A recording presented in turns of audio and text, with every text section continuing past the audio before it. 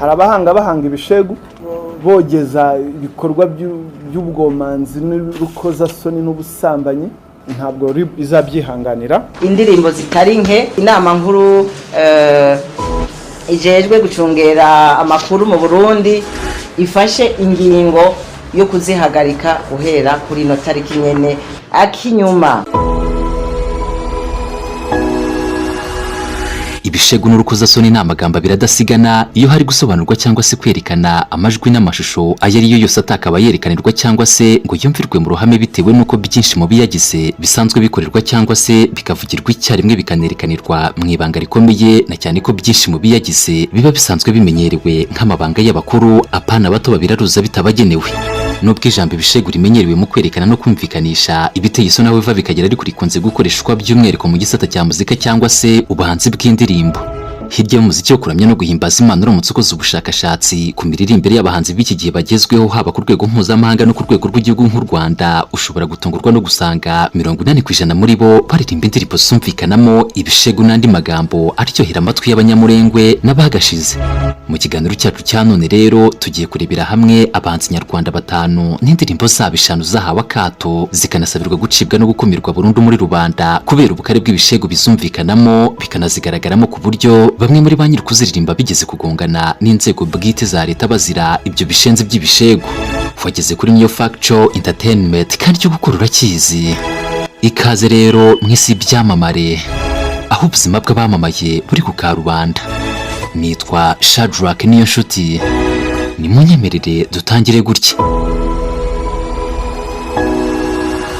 Ku mwanya wa 5 turasanga umuhanzi Taiwacu Bruce Melody wamamaye nka Bruce Melody wahanze indirimbo y'isaka inyuma yaciwe mu gihugu cy'u Burundi ikanahagarika kongera gukinwa kuri televiziyo Rwanda.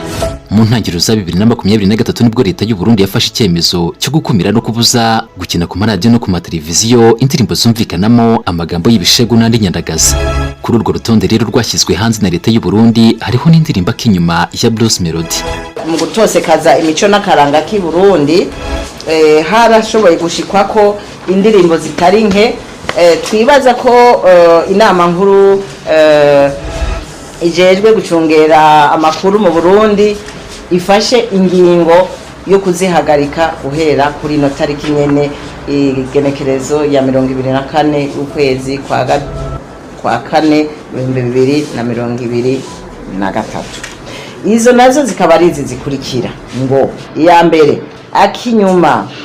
Izo ndirimbo ko duheje kuzivuga, ikinyamakuru kizihenda kigasubira kuzicishako aho gikorera ntikizovuge ngo nticabimenye. Mugende mutange musasagaze iyo nkuru kwisi yose mugani wa Yesu. Uretse mu gihugu cy'u Burundi indirimbo akinyuma yanahagaritswe kongera gukinwa cyangwa se guca kuri televiziyo y'igihugu cy'u Rwanda RTV kubera amashusho yayo yatavugwaho rumwe.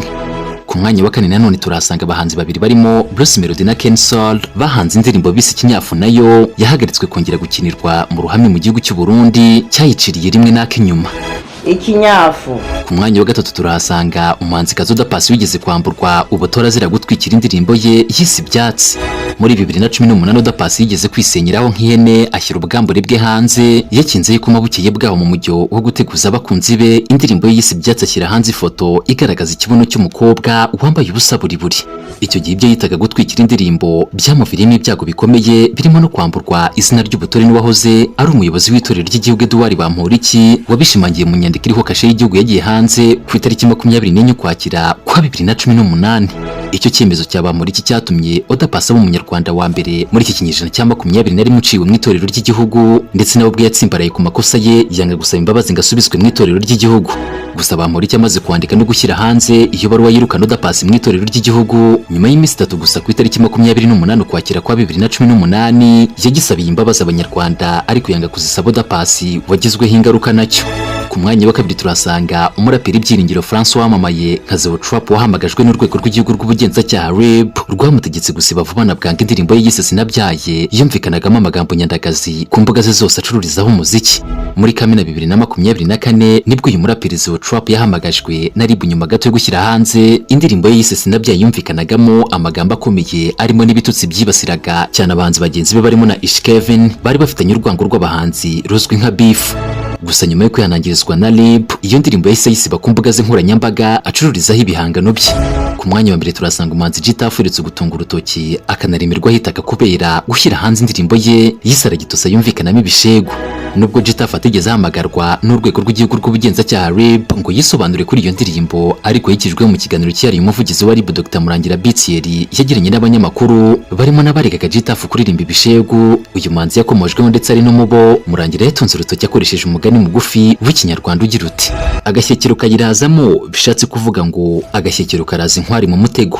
Mu bihe bitandukanye RIB yakunze kwihanangiriza abahanzi nyarwanda baririmba bakanashyira hanze indirimbo zumvikanamo amagambo y'ibishegu cyo kimwe n'amashusho yazo y'urukozasoni, nk'uko umuvugizi wayo yabishimangije amagambo agira ati muri ino minsi haragaragara abahanzi bamwe bahanga ibihangano birimo ibitutsi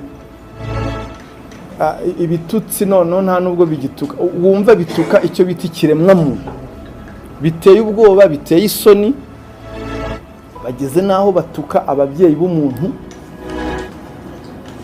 Sinzi, hariho indirimbo ureba umuntu ngo yahanze witwa ngo ni umuhanzi, ukibaza nk'uyu nguyu yayihanze yanyoye ibiki, kuko umutima nama ntabwo wakubwira kuvuga biriya bintu uzi ko bizajya public, uzi ko bizajya abana bawe bazabibona, umugore wawe azabibona. Hari igihe wibaza ati yari yanyoye ibiki uyu muntu ajya guhanga ibi bintu.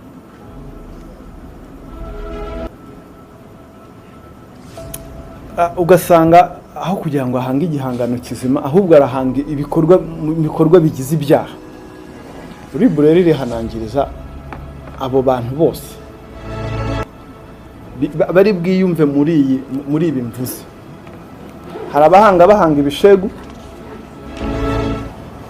bogeza ibikorwa by'ubwomanzi n'urukozasoni n'ubusambanyi, noneho haje n'abahanga batuka abantu, noneho ukumva baratuka icyo bita umubyeyi wari we wese, umuntu wese ukumva yatutswe.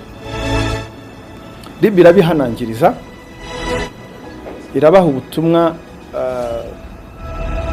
bwo kugira ngo babivemo bahanga ibihangano bizima, naho guhanga ibihangano birimo ibitutsi bitesha agaciro ikiremwa muntu, birimo kwandagaza ikiremwa muntu, ntabwo RIB izabyihanganira. Irabibutsa ko imyitwarire nk'ingi iganisha ku bikorwa bigize ibyaha bihanwa n'amategeko. Inama abahanzi tubagira, abahanzi baragirwa inama yo guhanga ibihangano bitabahanganisha n'amategeko. Ni nuko nsoje ikiganiro cya none. Nitwa Shadrack Niyonshuti. Iyi ni Niyo Factual Entertainment. Mukomeze muturebe kandi mudukunde.